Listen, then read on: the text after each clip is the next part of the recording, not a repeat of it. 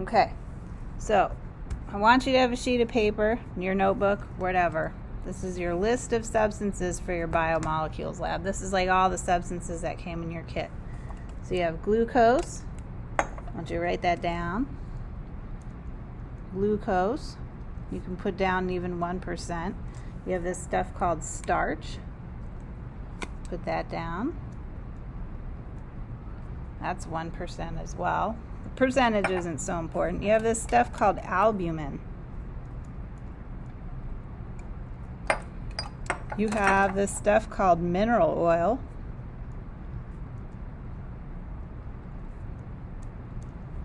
Write it all down. Then we have a bottle of water.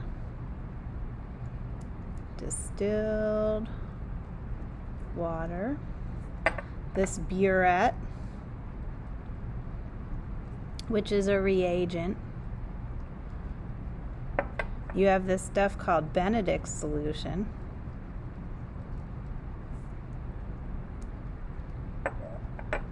And this funky stuff in the red bottle, this is iodine.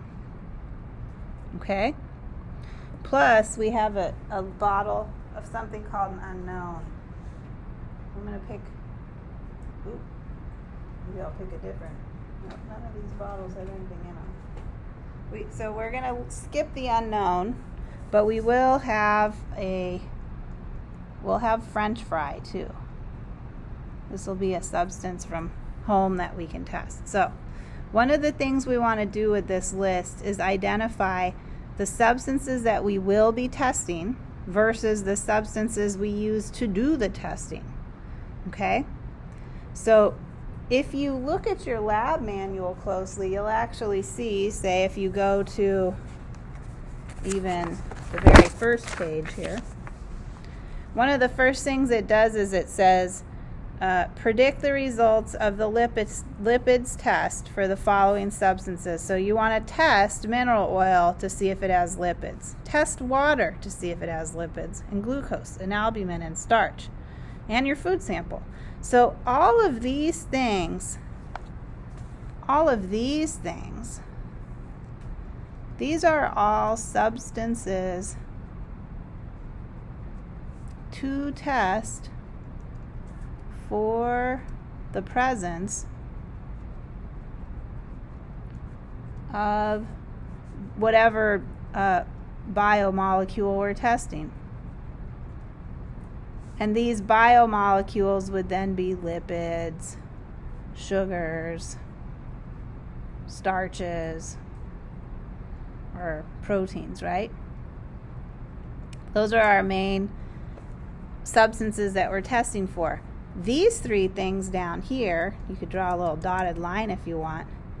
These are all of your testing reagents. So these are the things you need to test for, in this case, proteins. Proteins, right? Test for protein. Benedict's solution, this is going to test for sugars.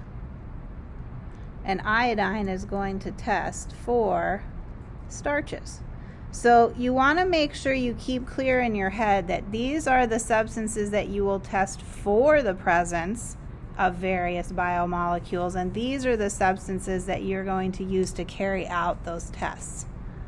These things, okay? So make sure that's all straight in your mind. Then what you want to do with that straight in your mind is, before you even set up your first test, and the first one we're going to run through is lipids, it wants you to hypothesize or predict the results for the test in advance. So this is the same idea as what you did back here with the snails, where you hypothesize, do you think they will or won't like soil or detergent or whatever it was you showed them.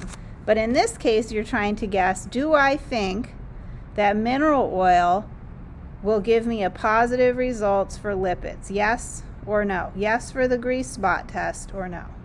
This is you guys. You have to decide. Yes, I think it will, or no, I think it won't. Distilled water, how do you think that'll work out?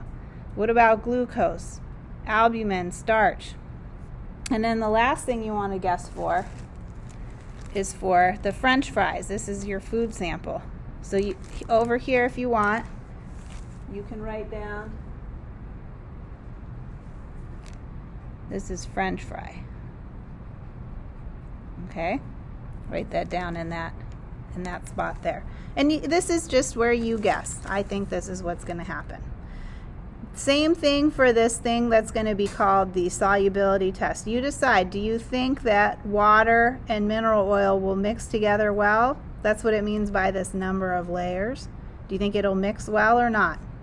And do the same for all of these samples. Your predictions don't have to, or your hypotheses don't have to match between the two tests. They could be different. You aren't graded on things like that. Okay? So make your guesses when you get back. Next video will be setting up this test.